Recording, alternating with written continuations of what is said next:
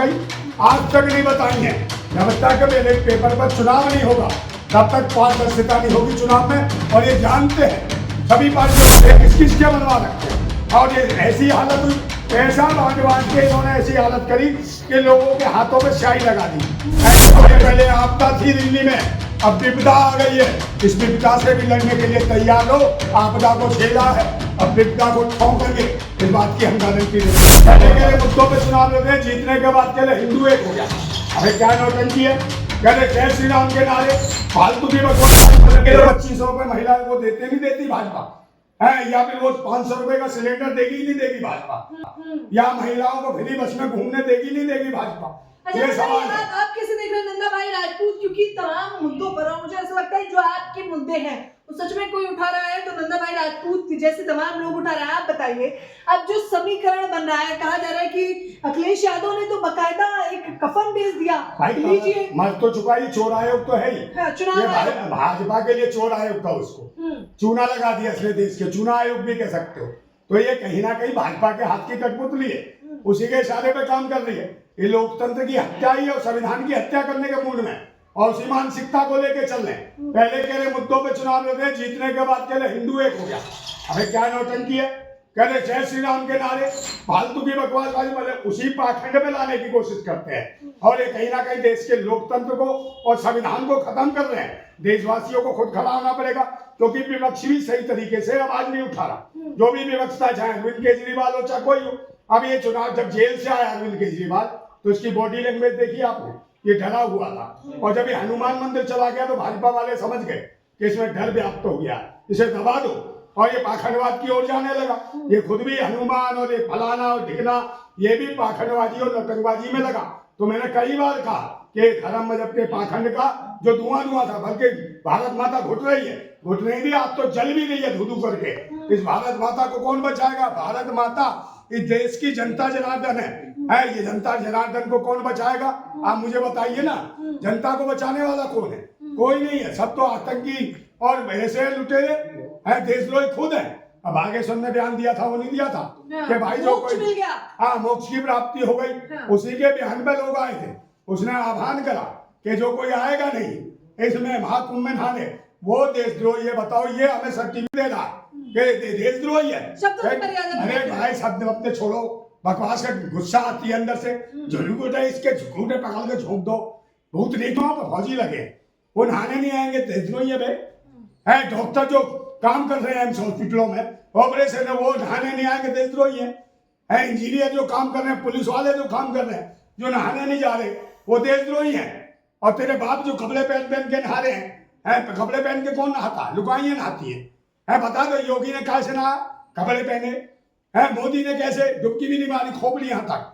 जिन्हें इतना डर है, गंगा मैया से इतना डर है, और दूसरे सिक्योरिटी और सुरक्षा, तो इन्हें भगवान और गंगा मैया पे विश्वास नहीं है। जितने पाखंड यही बागेश्वर। ये सवाल तो बनता है, लेकिन नंदा भाई राजपूत हमें बताइए, जैसे कि चंद्रशेखर ने कहा कि गला घोटा जा रहा है लोकतंत्र का, क्या सच में लोकतंत्र का आज गला घोटा जा रहा है? गला तो घुट ही रहा है, और क्या होगा? गला घुट रहा कौन आ रहा है? बताओ, खुल के तो बताओ ना, कौन आ रहा है?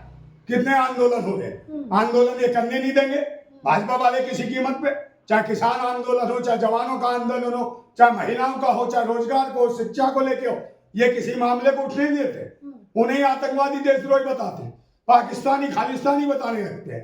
तो बताओ, देश का लोकतंत्र बचा कहाँ है? सबको अपने व्यक्ति की खुले रूप में जो आंदोलन प्रदर्शन होने चाहिए थे वो होने नहीं देते। और तो और अंधभक्त छोड़ रखे खामा खा के, जो फालतू की बकवास करते हैं। IT सेल के बैठे हुए मोबाइल पे सारे दिन वो लगा रखे हैं। सारे के सारे जो बूथ कैप्चरिंग हुई है, बूथ कैप्चरिंग करवाई है इसने चुनाव आयोग ने। और 19 लाख मशीनें बताए ना, ED CBI जांच जो कर रही थी, ये 19 लाख मशीनें कहाँ गई? आज तक नहीं बताई है। जब तक बैलेट पेपर पर चुनाव नहीं होगा तब तक पारदर्शिता नहीं होगी चुनाव में। और ये जानते हैं सभी पार्टियों वाले, अगर बैलेट पेपर पर चुनाव आ जाएगा ना, तो उन्हें लगता है गांव, गरीब, किसान, मजदूर, झुग्गी झोपड़ी का इंसान भी चुनाव लड़ेगा, तो भागीदारी करेगा। ये तो मुझे लग रहा है एकदम समीकरण सही बिठाया, लेकिन तमाम लोग कह रहे हैं कि अब एक बार फिर से चुनाव होने चाहिए दिल्ली में, क्योंकि हम ये आंकड़े स्वीकार नहीं करेंगे, नतीजे स्वीकार नहीं करेंगे।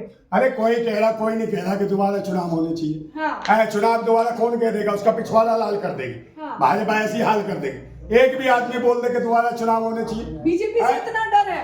हाँ, कोई नहीं बोल रहा इनमें से। हाँ, चंद्रशेखर रावण भी नहीं बोलेगा दोबारा चुनाव होने चाहिए, वो भी नहीं कहेगा। मैं बता रहा हूँ उसको।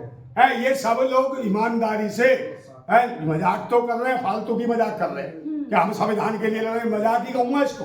संविधान और लोकतंत्र के लिए लड़ने वाले लोग क्रांतिकारी होते हैं, पाखंडवादी नहीं होते, राजनीति का नौटंकी नहीं दिखाते। कौन लोग हैं जो बेचारे दबे कुचले लोग हैं जो मारे जा रहे हैं, जिनके वोट काटे जा रहे हैं? कौन लोग आए उनके वोट रुकवाने? है, बताओ, इतनी बड़ी बड़ी कतारें लगी रही लोगों की कि भाई हमारा वोट काट दिया, हमारा। किसी का वोट यहाँ का है तो बैठ दिया पहाड़गंज, है, किसी का वोट कहीं का है तो वहां बैठ दिया नागलोजा। भाई किसके जो अपनी कॉन्स्टिट्यूएंसी में जो पिछले 40 साल से वोट दे रहा उसका वोट को दूसरी विधानसभा में भेज दिया और कईयों के वोट काट दिए।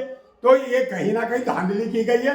और जितना वोट परसेंटेज दिखाया गया, ये कहाँ कितना पड़ा आप देख लो। वहां पे महाराष्ट्र में हाई कोर्ट ने क्या कहा कि भाई ये 40 लाख वोट कहाँ से बढ़ गए विधानसभा चुनाव में, लोकसभा में। हाँ, मैं कह रहा हूँ वही। एक बिल्डिंग के अंदर 7,000 वोट, ये कहाँ से बढ़ गए 7,000 वोट एक बिल्डिंग के अंदर?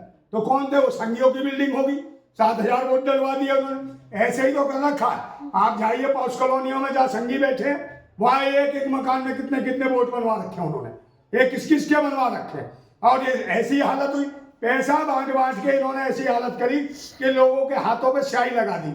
जिनको पैसे बांटे उनको कायदा स्याही लगा दी, पड़ गया तेरा वोट पड़ गया, अपने आप ही डलवा रहे हैं वोट। तो मशीन खुद काम करवा रहे हैं मशीन से। और जो बचा कुचा था वो चुनाव आयोग बैठा उसके लिए। तो चुनाव आयोग ने जितनी धांधली करी है, और कहीं ना कहीं सुप्रीम कोर्ट भी सुनने को तैयार नहीं होगा, क्योंकि वो भी कह देगा नहीं मशीन से कुछ नहीं हो रहा। क्योंकि सब जो है सरकार ने कैप्चर कर रखे हैं, और सारे के सारे उसी मानसिकता के लोग हैं जो ऊपर बैठे हैं, मनुवादी मानसिकता के लोग। वो नहीं चाहते कि भारतवासियों को आगे बढ़ने का मौका मिले। यही वजह है। बताइए, आपका सबसे बड़ा हक अधिकार, जैसे आप आरोप लगा रहे हैं कि मशीनों में गड़बड़ी है, तो सबसे बड़ा हक अधिकार छीना जा रहा है। अब आप लोग क्या करेंगे नंदा भाई राजपूत? भाई हम ही करेंगे क्रांति, और कौन करेगा? और तो राजनीतिक पार्टियां बना बना के दुकान चला रहे। हम तो कहीं किसी से मांग भी नहीं रहे। इनको तो फाइनेंस हो रहा, हमको फाइनेंस। हम तो 40 साल 35 साल से लगातार मिशन पे काम कर रहे हैं और ईमानदारी से कर रहे हैं, मगर लोगों तक बात तो पहुंच रही है। मगर यही जो बात पहुंच रही है, एक समय देश की जो जनता जो मालिक है, ये विपक्ष बन के खड़ी होगी और यही क्रांति करेगी। फिर किसी पार्टी वाले को नहीं बख्शेगी। जितने भी आतंकी हैं इस प्रकार से देश को गुमराह कर रहे हैं, खुद 1000 करोड़पति है, कोई लाखों करोड़पति, मगर गरीब जनता के पास क्या है? उन्हें कहते हैं ये देंगे फ्री में, ये देंगे, मतलब भिखारी बना रहे देश के मालिकों को, और खुद हरामखोर लूट रहे हैं मजे। और जितने विदेशी इतने भाग गए भारत छोड़ के, उनसे पैसे की उगाई नहीं करवा पाए, और दुनिया भर को बताते डंका बज रहा, अमेरिका में डंका बज रहा। अमेरिका में डंका बज रहा तो हथकड़िया बांध के वो कौन भेजे भारत के लोग? ये बताए मोदी है, ऐसे भेजे बेचारों को जैसे मुलजिम भेजे हो, हथकड़िया बांध के। और वो कह रहा था मोक्ष की प्राप्ति हो गई। अबे मोक्ष की हम तुझे करा देंगे, हम भी पाखंडियों के खिलाफ हैं हम। है ये ढोंगी जो बागेश्वर लोंडा जो है, इसको पकड़ो, जितने भी इसके अनुयायी हो, क्योंकि इसको मोक्ष दिलाना जरूरी है। तुम्हारा गुरु है, इसको मोक्ष दिलाओ। इसको एक बोरी में लो, उसमें बांधो, ऊपर से बंद करो, और इसकी मोरी में, इसी बोरी में गठरी लेके और ठठरी को फेंक दो पानी की, तो इसको मोक्ष की ग्रहण करा दो। अरे मैं मदर नहीं, मोक्ष, हम मोक्ष दिलाएंगे इसको। हमारे लोग गरीब दबे कुचले आदमी मर गए हैं, छोटे छोटे बच्चा है जिनकी आंतड़ियां फट गई, बाहर निकल गए आंतड़िए, और उनका क्या कहोगे, काशरी तक निकल गई बच्चों की, सरों में पैर लगे, सर कुचल गए हैं। और ये महिलाएं मारी गई, निर्वस्त्र मरी है, दौड़ दौड़ के अपनी जान बचाने में। इसको ऐसे आदमी को इसी के आह्वान पे आए थे, तो इसको ये हत्या नहीं, मोक्ष से ऐसे मिलाओ, सारे भक्तों इसको मोक्ष की प्राप्ति कराओ, इसको भी डालो गंगा में। आप चुनाव को लेकर एक आखिरी अल्टीमेटम देना चाहेंगे और एक आखिरी बात कहना चाहेंगे, तो वो क्या कुछ होगी? आखिरी बात तो यह है कि चुनाव को क्या है, अब लोकतंत्र बचा क्या है? बताइए। इससे ज्यादा शर्मनाक मुझे लगता है कुछ नहीं हो सकता कि सदन में भी चुनाव आयोग को कफन सौंप दिया गया। ये कहा गया कि चुनाव आयोग मर चुका है, लेकिन हार तो सब जगह मिली। मिल्कीपुर में भी बीजेपी की बम्पर जीत दिल्ली में। थानाशाही होगी, वोट नहीं डालने दोगे, उल्टी सीधी हरकतें करोगे, वोट नहीं, पुलिस मिली होगी, चुनाव आयोग मिला, गुंडे मिले इनके, सब कुछ मिला, और कोई आवाज उठाएगा उसको मुकदमा ठोक के अंदर पिछवाड़ा लाल कर देंगे, मारते हैं उसको। है सरकार इनकी तानाशाह की, तो क्या होगा? और संविधान का मतलब गला घोंट दिया इन लोगों ने, तो देश को कौन आगे बढ़ाएगा? बनाएगा इस देश का ही आदमी। और जो ये जो बंदरबांट जो पैसों का धन का जो करते हैं, लोग तो सोचते हैं इसका भी ले लो, इसका भी ले लो। अबे कितने दिन खा लोगे? 10 दिन, 15 दिन, उसके बाद वही भुखमरी की कंगाल पे मरोगे। तुम्हें बचाने वाला कोई नहीं है। अगर बचा सकती है तो भारत में क्रांति होगी, और वो क्रांति होगी भारतीय समाज की। और भारतीय समाज क्रांति करेगा। जितने भी देशी मानसिकता के नाजायज कीड़े देश में घूम रहे हैं उनका सर्वनाश होगा। और मैं कह रहा हूं कि भाई पहले आपदा थी दिल्ली में, अब विपदा आ गई है। इस विपदा से भी लड़ने के लिए तैयार हो। आपदा को झेला है, अब विपदा को ठोकेंगे, इस बात की हम गारंटी देते हैं। जिंदाबाद भारत। मतलब ये आपदा के बाद विपदा पड़ी है राजधानी दिल्ली के नतीजों पर। नंदा भाई राजपूत का प्रहार है। आप लोग मुझे अपनी प्रतिक्रिया दीजिए। क्या मशीनों में आप लोगों को भी लगता है कि सच में इतनी भारी बहुमत जो मिला उसके बाद गड़बड़ी की गई है? सवाल लगातार जारी है। आप लोग खुलकर अपनी राय जरूर बताएं। कैमरामैन फरदीन के साथ ज्योति यादव, हिंद समाचार।